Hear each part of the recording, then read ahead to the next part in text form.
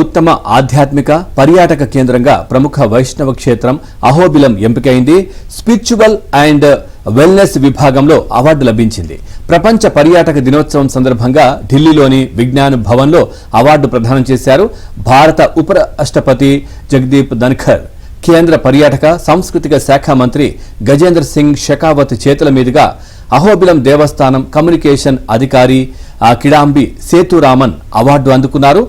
Nandyal ఇన్టచ్ chapter convener Shivakumar Reddy, పర్యాటక సాంస్కృతిక శాఖ అధికారి రజవంతి నాయుడుతో కలిసి అవార్డు అందుకున్నారు. జాతీయ స్థాయిలో అహోబిలం ఆధ్యాత్మిక పర్యాటక కేంద్రంగా అవార్డు అందుకోవడంతో భక్తులు హర్షం వ్యక్తం చేశారు.